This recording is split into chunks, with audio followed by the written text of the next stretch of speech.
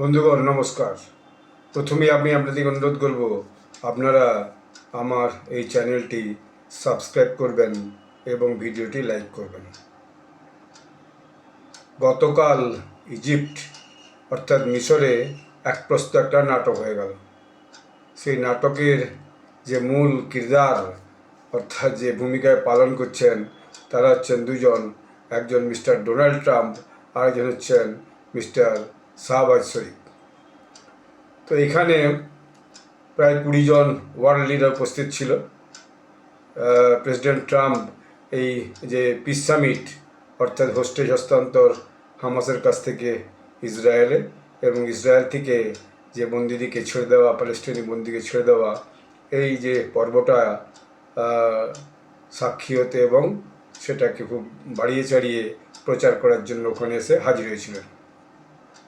কিন্তু দেখা গেল কি তিনি ওখানে প্রথম হচ্ছে প্রেসিডেন্ট ট্রাম্প তো খুব বাড়িয়ে চাড়িয়ে সব বলতে শুরু করলেন।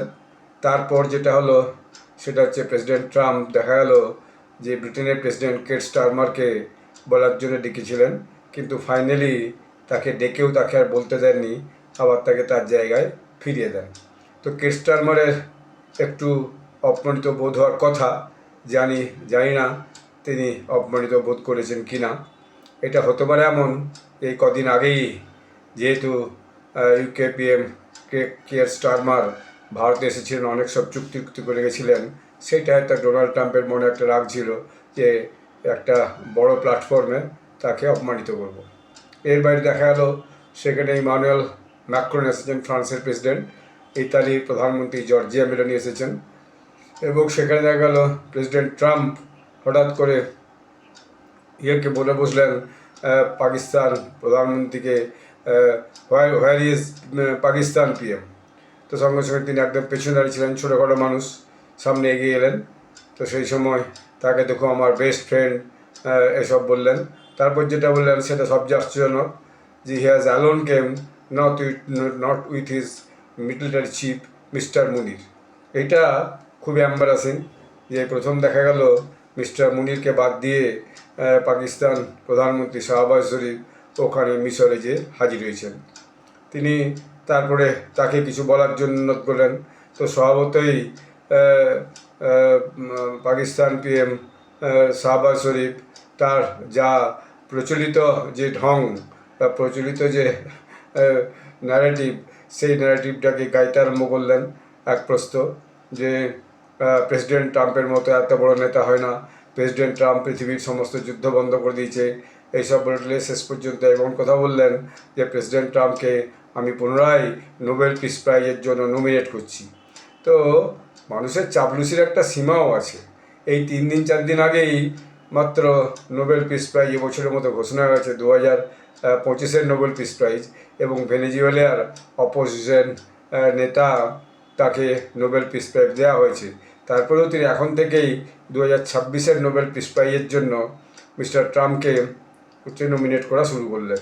মানে এটা নিয়ে এত সমালোচনা শুরু হয়েছে সোশ্যাল মিডিয়ায়, এমনকি আমি দেখছিলাম পাকিস্তানি যে বিভিন্ন ইউটিউব চ্যানেল, তারাও বিভিন্ন ব্লুমবার্গ থেকে শুরু করে এবং অন্যান্য যে আন্তর্জাতিক যে বিভিন্ন মিডিয়া রিপোর্ট, সেই রিপোর্টকে উদ্ধৃত করে তাদের নিজেদেরই প্রাইম মিনিস্টারের ভয়ানক সমালোচনা করছে, যে সব কিছুর একটা সীমা থাকে। পাকিস্তানকে একেবারে সারা পৃথিবীর নেতাদের কাছে যাকে বলে অপদস্থ করা, সেটাই এই প্রধানমন্ত্রী করেছেন। তো এই নিয়ে একটা খুব হাস্যকর বিভিন্ন মিম তৈরি হয়েছে, সোশ্যাল মিডিয়ায় খুব চলছে এবং রিপোর্টগুলোও খুব হচ্ছে। শুধু এটা এম্বারাসমেন্ট নয়, ওখানে যে হেডফোনের মাইক, সেই হেডফোনের মাইকগুলিও একটা গোলমাল হয়েছে। এরকম একটা গোলমাল আগে এসসিও মিটিংয়ে করেছিলেন মিস্টার শাহবাজ শরীফ, এবারও একটা সেরকম গণ্ডগোল হয়েছে। তো সেটা নিয়েও সোশ্যাল মিডিয়ায় খুব হাসাহাসি এবং খুব লেখালেখি চলছে। তো ব্যাপারটা হচ্ছে এত যে মিস্টার শাহবাজ শরীফ পাকিস্তানের প্রধানমন্ত্রী ডোনাল্ড ট্রাম্পের এত তোষামত করছেন, তার পিছনে কারণটা কি? তার দেশে তো চারদিকে আগুন জ্বলছে, লাহোর, ইসলামাবাদ, মুরিদকে থেকে শুরু করে অভ্যন্তরে, এর বাইরে তো বালুচিস্তান তো আছেই, কেপিকে তো আছেই। তারপরেও তিনি ওখানে যে পৌঁছে গেছেন খালি ডোনাল্ড ট্রাম্পকে তোষামত করতে। ভাই, ডোনাল্ড ট্রাম্পের কাছে টাকা দেওয়ার মতো বিরাট কোনো টাকা নাই। ডোনাল্ড ট্রাম্পে এখন $37 বিলিয়ন তার দেশ ঋণে চলছে। সে কিভাবে সে নিজে ক্রিপ্টোকারেন্সির মধ্যে দিয়ে নিজের যে পরিবার, সেই পরিবারটাকে অর্থবান করা ছাড়া সে আর দেশের জন্য কিছুই করছে না, এবং দেশের লোক তার উপর ভয়ানক ক্ষিপ্ত। আমেরিকায় জিনিসপত্রের দাম আকাশ ছোঁয়া হয়ে গেছে। চায়নার সঙ্গে 100% ট্যারিফ, মানে মোট 130% ট্যারিফ চাপিয়ে চায়নার সঙ্গে একটা মস্ত বড় সংকট ইতিমধ্যেই তিনি তৈরি করে বসছেন, এবং ভেবেছিলেন তিনি এই ট্যারিফ চাপার পর ইউরোপিয়ান ইউনিয়ন হয়তো সেই ট্যারিফটা চাপিয়ে দিবে, কিন্তু ইউরোপিয়ান ইউনিয়ন এ ব্যাপারে উচ্চবাচ্য করছে না, কারণ তারা জানে চায়নার উপর যেমন ট্যারিফ চাপিয়ে আমরা নিজেরা বিপদেই পড়বো, আমাদের কোনো লাভ কিছু হবে না। অতএব যাকে বলে এটাকে নিয়ে ভয়ানক সমালোচনা হচ্ছে। আমার বলা উচিত না, এত বড় বড় লিডার এই যেন সার্কাস হচ্ছে যাকে বলে। তো সেই জন্য আমি বলেছি, এক প্রস্ত ড্রামা দেখা গেল মিশরের বুকে। আর যখন এরকমভাবে প্রেস করছেন পাকিস্তান প্রধানমন্ত্রী শাহবাজ শরীফ, তখন কেউ হাত তুলে দেয়নি, শুধুমাত্র মিশরের যিনি প্রধানমন্ত্রী তিনি একটু হাত তুলে দিলেন, এবং পিছনে দাঁড়িয়ে যে জর্জিয়া মেলোনি ইতালির প্রধানমন্ত্রী, তার মুখের যে চেহারা এবং বাঁদিকে দাঁড়িয়ে কের স্টারমার, তার যে বডি ল্যাঙ্গুয়েজ, এটা দেখেই খুব হাসিবার উপক্রম। মেলোনি মানে কাঁদবে না হাসবে কিছু যেন ঠিক করতে পারছে না, আর ডোনাল্ড ট্রাম্প তার দিকে চেয়েই একটা কিছু ইঙ্গিত করলেন। তো সেটা খুব একটা বোঝা গেল না, আমার সব ভিডিওগুলো দেখা হয়ে ওঠেনি। যাই হোক, মিশরের এই ব্যাপারটা ঘটলো।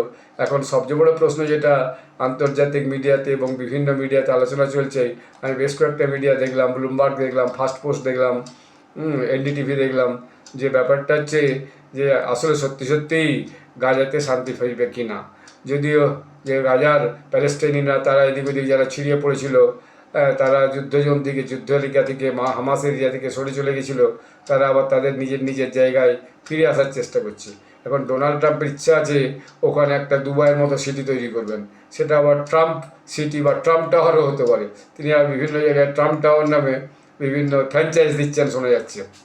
তো ফলে তার মনে কী আছে বোঝা মুশকিল, এবং হয়তো ওই ইউরোপিয়ান ইউনিয়নের কিছু নেতা তারাও যদি ভবিষ্যতে কিছু ব্যবসায় ওখানে গাজার পুনর্গঠনে যদি কিছু নতুন করে ব্যবসা শুরু হতে পারে, ব্যবসায় যদি ভাগ বসাতে পারে, সেরকম কিছু হয়তো ভাবছে। ট্রাম্প হয়তো ভেবেছেন সমুদ্র তীরে গাজাতে বেশ কিছু রিসোর্ট করা হবে, যেখানে সব দেশ বিদেশের লোক বেড়াতে হবে, এবং সেখান থেকে একটা ভালো ব্যবসা চালু করা যাবে। তো কী যে এদের মনে আছে এখনও ঠিক বোঝা মুশকিল। তবে গুরুত্বপূর্ণ যেটা, ওখানে কিন্তু ইসরায়েলের প্রধানমন্ত্রী বেঞ্জামিন নেতানিয়াহুকে দেখা যায়নি, ভারতের প্রধানমন্ত্রী জানিনি। ভারতের প্রধানমন্ত্রী এসব নাটক করার থেকে অনেক বেশি গুরুত্বপূর্ণ কাজ আছে। তিনি মঙ্গোলিয়ান প্রেসিডেন্টের সঙ্গে আজকে বসে বহু রকম চুক্তি করছেন, জয়েন্ট প্রেস কনফারেন্স করছেন। এর বাইরে ভারতে তো বা আফগানিস্তানের যে বিদেশমন্ত্রী তিনি আছেনই, তিনি তার মতো করে কাজ গুছানোর চেষ্টা করছেন। ভারতের সাথে আফগানিস্তানের যে সম্পর্কটা, সেটাকে কীভাবে শিল্টিং করা যায় সেইটার কাজে তিনি লেগে আছেন। এর বাইরে দেখা গেল যে আমেরিকার কথা কোনো গুরুত্ব না দিয়েই বলা যায়, কানাডার যে ফরেন মিনিস্টার অমিতা আনন্দ, তিনি এসে গেছেন দিল্লিতে, এবং তিনি গতকাল বিভিন্ন মিটিং করছেন। ডক্টর জয়শঙ্করের সঙ্গে তার টিম এবং ভারতের টিম বাইলেটারাল মিটিং করছে। তো ভারতে এখন দিল্লিতে ইউএনের যে পিসকিপিং ফোর্স, তার যে চিফস, তাদের একটা সেমিনার চলছে, মিটিং চলছে। সেটাও একটা বড় ইভেন্ট ভারতের বুকে এখন হচ্ছে। তো ভারত এখন সারা পৃথিবীর এই সমস্ত নেতাদিকে নিয়ে ব্যবসা বাণিজ্য উন্নতি, বিভিন্ন বিষয় নিয়ে আলোচনা, এবং দুই দেশের মধ্যে সম্পর্ক কী হবে সেটা সুনিশ্চিত করতেই ব্যস্ত। মঙ্গোলিয়া একটা খুব গুরুত্বপূর্ণ দেশ, চীনের ঠিক উপরেই, এবং মঙ্গোলিয়া খুব ছোট দেশ নয়, বেশ বড় দেশ। এবং মঙ্গোলিয়ার সঙ্গে এই যে বিভিন্ন রকমের চুক্তি সম্পাদিত হচ্ছে এবং বিভিন্নভাবে বাইলেটারাল মিটিংয়ে বিভিন্ন ডিসকাশন হচ্ছে, এর একটা প্রভাব কিন্তু চীনেও পড়বে এবং সারা পৃথিবীর বুকে পড়বে। তো নরেন্দ্র মোদীর অনেক কাজ আছে, এসব নাটক দেখার সময় নরেন্দ্র মোদীর নেই। এই যে সমস্ত নেতারা ওখানে যে হাজির হয়েছেন, তাদের বুঝতে হবে যে তাদের সেই অর্থে দেশের মধ্যে তেমন কোনো কাজ নেই যে তারা সেখানে করবে। তো তারা সবাই মিলে মিশরে এসে হাজির হয়ে গেছে। আর ডোনাল্ড ট্রাম্পের যে সমস্ত কর্মকাণ্ড, সেটা তো আর নতুন করে কিছু বলার নেই, সেটা আমরা ক্রমশ দেখেই যাচ্ছেন তার মুখ চোখের এক্সপ্রেশন, তার যাকে বলে কমিক হচ্ছে যে ফেস এক্সপ্রেশন, তার গেস্টার পোস্টার, সেটা পৃথিবীর লোকের কাছেও এখন একটা হাস্যকর ব্যাপার হয়ে গেছে। পৃথিবীর লোকেরা একটা এত বড় শক্তিশালী দেশের যে প্রেসিডেন্ট, প্রধান, তার কর্মকাণ্ড দেখে সবাই সত্যি অবাক হয়ে গেছে। অনেকেই তো বিভিন্ন আমি খবর শুনছিলাম, অনেকেই তো বলতে শুরু করেছে এবং তার দেশের লোকও বলতে শুরু করেছে তিনি মানসিকভাবে কোনো অসুস্থ হন তো, এরকম কথাও তার নিয়ে উঠে এসেছে। তো আগামী দিনে আরও অনেক রকম এরকম নাটক আমরা দেখতে পাবো। এখন গাজাতে হামাস ইসরায়েলের সত্যি সত্যি শান্তি স্থাপন হবে কি না সেটাই দেখার, কারণ গাজাতে কিন্তু হামাস মিলিটেন্টরা তারা অস্ত্রশস্ত্র নিয়ে আবার ঘোরাঘুরি শুরু করেছে এবং আগামী দিনে এই দু দেশের মধ্যে সম্পর্কটা কী দাঁড়াবে, ইউএন এজেন্সিগুলো ওখানে গিয়ে কীভাবে কাজ করবে, অন্যান্য যে ওয়েস্ট কান্ট্রিজগুলো বিশেষত আমেরিকা এবং ইউরোপিয়ান ইউনিয়নের দেশগুলো ওখানে কীভাবে যে রিবিল্ডিংটির কাজ করবে সেটাই দেখার। নরেন্দ্র মোদী তো জানিনি, শি জিনপিংও আসেননি, ভ্লাদিমির পুতিনের তো আসার কোনো বিষয়ই নেই, আর নেতানিয়াহু যায়নি। তো যাদের নিয়ে পিস প্রসেস তিনি যে হাজির হননি, বাকি বড় বড় যে সমস্ত দেশ এবং দক্ষিণ আফ্রিকার থেকেও প্রেসিডেন্ট লুলা আসেননি।